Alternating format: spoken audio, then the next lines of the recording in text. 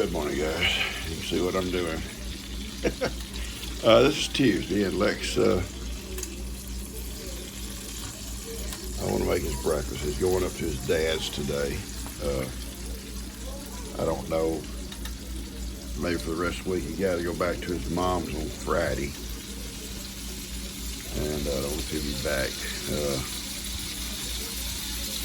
any mornings this week or not. I don't know yet. So I said, I'm going to make his breakfast again. And I asked him last night, you want me to make breakfast? He said, oh, yeah, Papa. Yeah, Papa, you know what I want, Papa. He's about better than Woody. He's like Woody. He knows what Papa will do for him.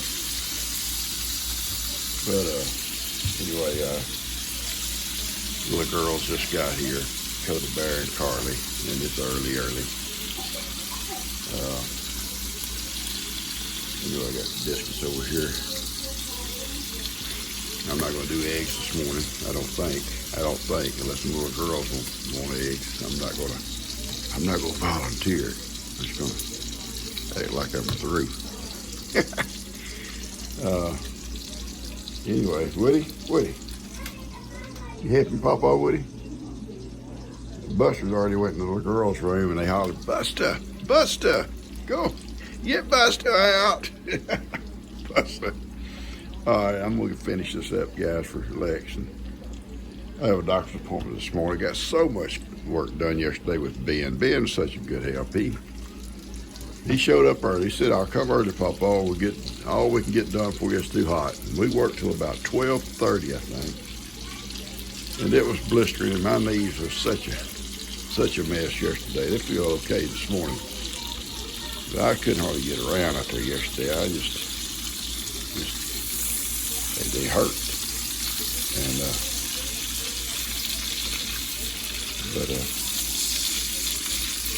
I'm not exactly sure when I'll see that surgeon to go over what he thinks. The referral has been sent, but he's pretty busy guy. And they said he'll get to me. And when he does, I'll go visit and see what he says. Hopefully there's some kind of options we can do besides, the surgery itself.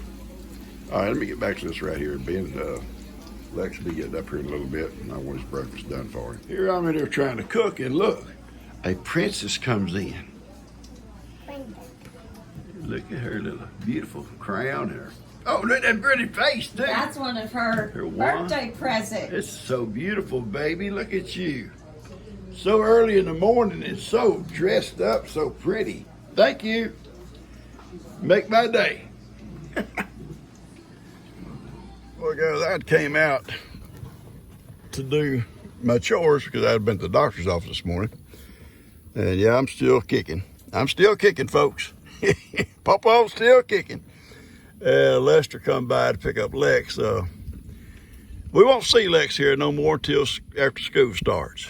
It's a sad day. We will see him tomorrow night. He's going up to Lester's. To spend a couple of nights with him. He has to go back to his mom's on Thursday. Because Lester said his coaches want him to have a meeting on Thursday night with the parents and the boys, and Lester wants to go. That's a good thing. And but we will see him tomorrow night. They're gonna have a game night, and I'll try to maybe video some of it for you guys and get it out to you. I'm sure Lester and them will be videoing it, and maybe everybody will be videoing it. I don't know. But anyway, he is going to Lester's today, him and Hippie. And I guess we'll bring Hippie back tomorrow night, which will be Wednesday night.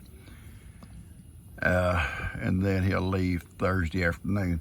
Unless Lester wants to, Hippie could stay maybe, and we could meet Lester on his way, taking him home and get Hippie.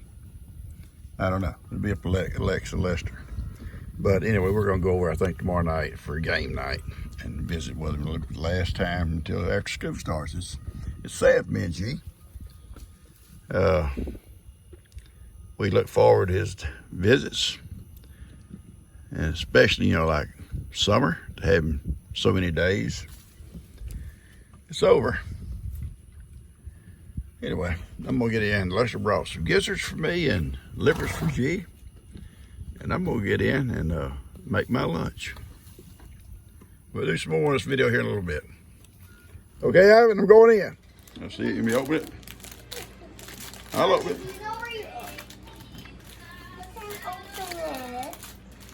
Did Bree bring you that? No. Yes, she did. Bree went somewhere and brought dinner to all these girls. Open it. I'll open here. Get here. Here. Oh, Lord, you gonna eat here too? Yeah. Okay. Here.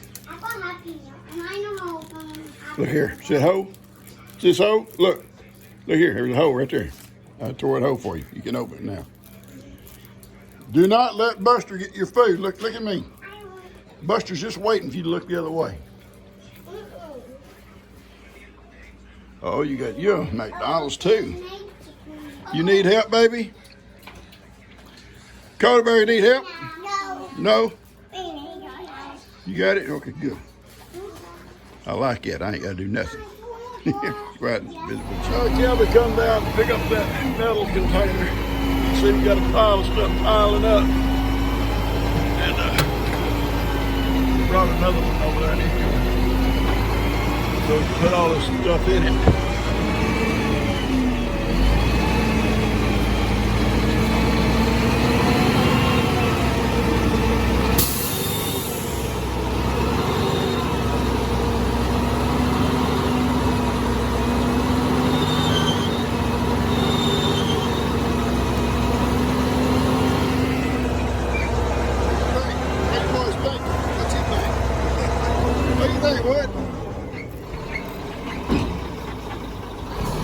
Let's go to the gate for him. Hey guys, I don't know if I'm gonna be able to tell the story or not. Yeah, I don't know. I got all these people here. I don't butt her in the butt when I'm talking to her. She's my baby.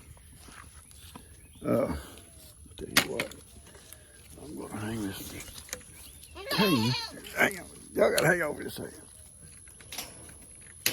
All right, here we go. It's hot. It's about 3 o'clock in the afternoon. And I want to tell you guys a little story. True story. All my stories are true. And someone says, well, I think you exaggerate. No, I don't have to exaggerate. I hang out with some crazy people. You ain't got to exaggerate when you're around a bunch of nuts. You leave it alone. Oh, hang on. Look up there. That's my cane. I got to hang my cane in a tree. Keep these people running over. I hung it on the fence over here, and they grabbed hold of it anyway. All right. Back to my story. You know, the other night, we eat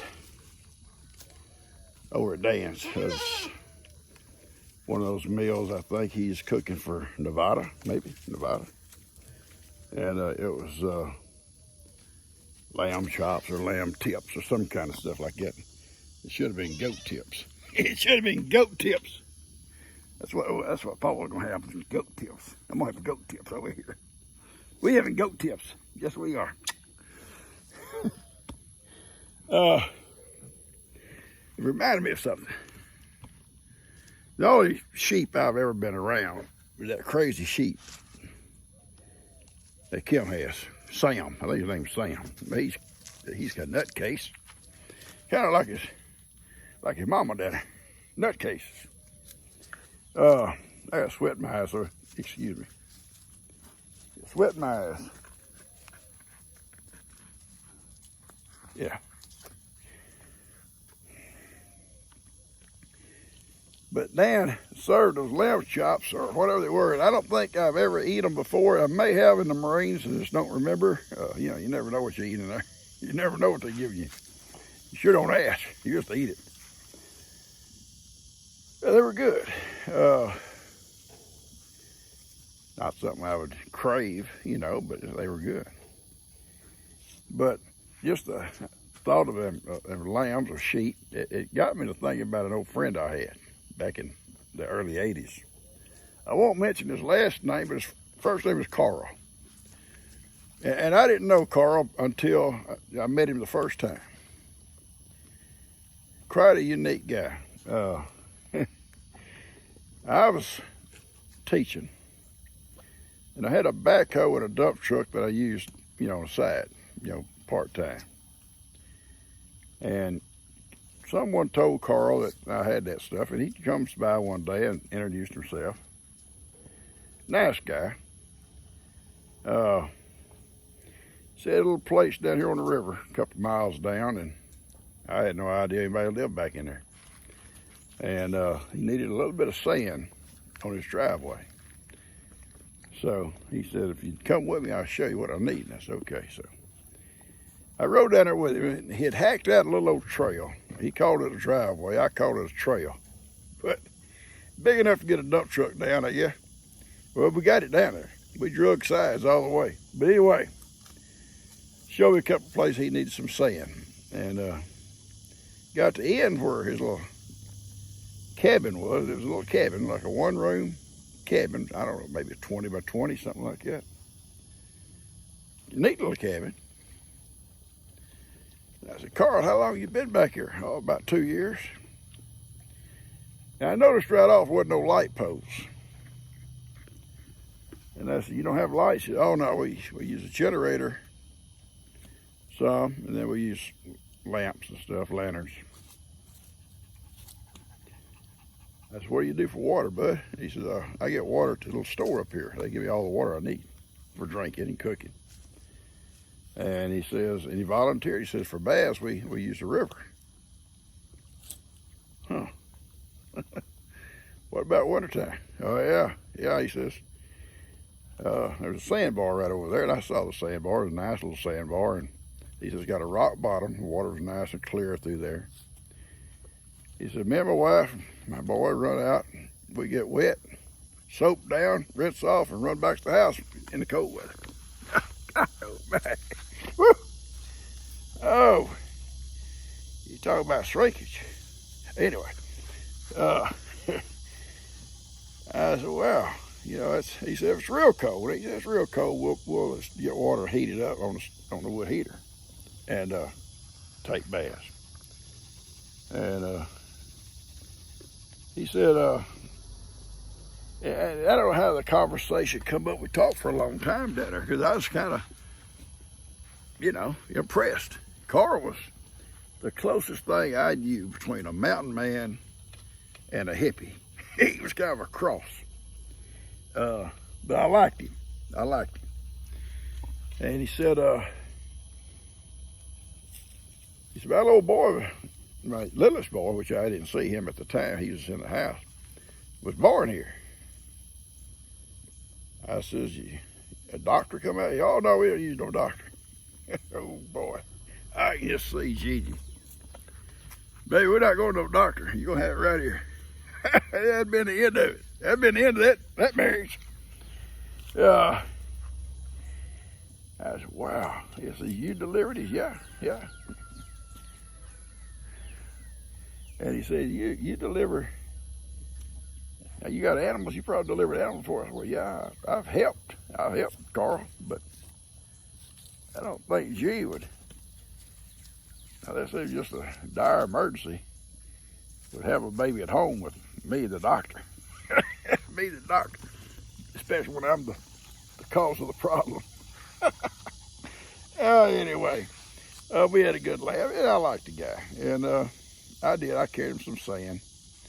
And I come back on my own and got my tractor, old blue, and went down there and spread it good for him. And just over the a couple of years, got to know him real well. And I gave him some sand a couple of different times. But Carl had it looked like a carport. It was like a carport, but it was just a shed. And he had some power tools there. And what he did, he built, him and his wife both together, built patio furniture out of cedar. Beautiful stuff. And but the tops, all the tops were glass. He had glass stacked up forever in there. And he had a big sander that he beveled the edges. The sand, he bought it like raw, you know, and he'd cut it the shapes he wanted. He had a table there with like a state of Texas on top in glass, out of cedar, beautiful.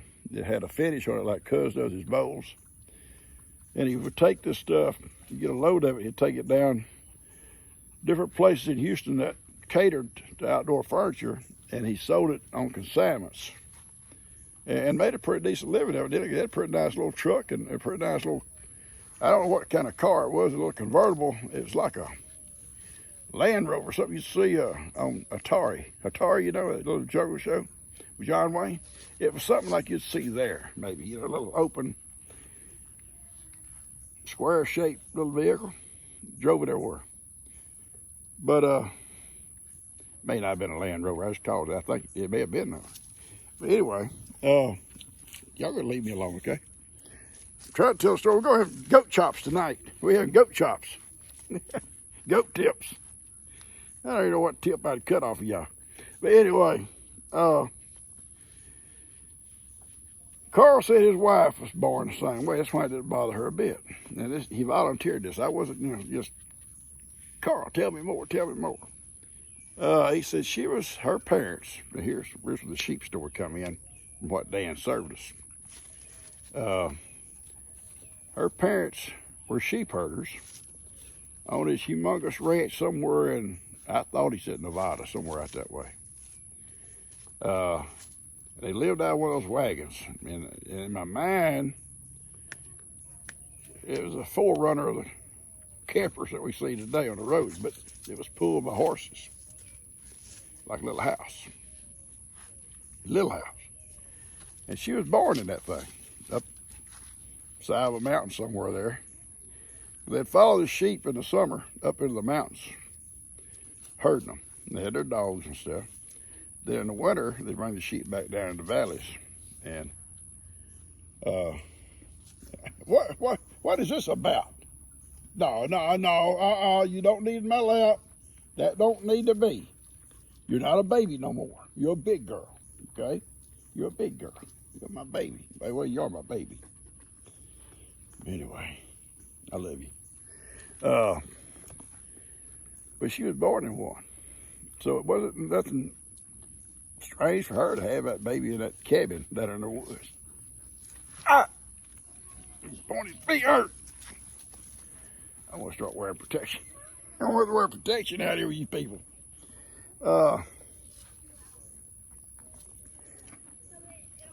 Anyway, several years went by and we knew each other and visited a lot. And one day he comes up here and he says, "We're moving back to where she's from." I said, "Are you serious?" "Yeah." He said her parents had retired.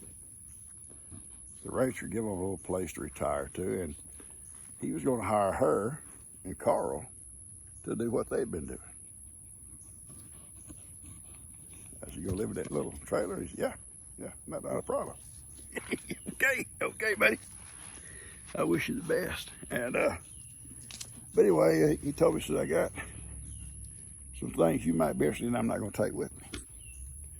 I think most of the glass he'd sold to somebody that did the same kind of stuff, and they're supposed to come get all the glass. So I drove down there, me and my dad. And so it was before 85. My dad passed in 85, so it must have been probably 83, 84, somewhere through there. Ouch, hurt. And I love you, though. I do love you. I do love you. And I bought a extension ladder off of him, and so he had some glass he didn't sell, and I bought it. And I bought 4 special pieces of glass he'd cut for something, just never used them. And they're in the front of my house right now. They're real thick. They're probably that thick. Kind of got a tint to them. And they're beveled edges. But they're on my porch. If you ever see that on front of my porch, those 4 windows, 4 straight glass panes. I got those from Carl. But unique guy, unique people, nice people. And So I guess, unless things have changed, nothing's ever happened to him. He's out there right now, herding sheep. Anyway, it's a story come to my mind when Dan said we got lamb chops, lamb tips, some lamb something. Hope y'all enjoyed that. True story. Also, I bought his old truck when he left. An old Ford truck, Ford pickup. And they'd sold almost everything. They wasn't going to take a whole lot to that trailer. They took some things to her mom and dad's where they were, be living. They had it shipped, or U-Haul or whatever. But it wasn't taking much. And anyway, I bought a little truck from him too. I drove it for a long time around here. All right, guys, I'm gonna cut this off, get out to you. Hope you liked this little story, true story. My friend Carl. And me and baby, we're gonna sit here and talk a little bit. She says there's a little bit of problem. These two outlaws out there, she can't stand them sometimes. You got to kick their butts, baby. You got to kick their butts. And hit the like button. Share it with someone. And most likely, if you share it to a friend, they will still like you tomorrow. If they don't, hey, they were shallow anyway. I love you guys. Don't be butting her in the butt. That's not right. No, no, ma'am. That's just pitiful. She's trying to relax. Up here in my lap, and she wants to butt people. That's my hand. You better not butt my hand. Oh. Bad little girls. They bad. Oh, my baby. That's my baby. That's Papa's baby.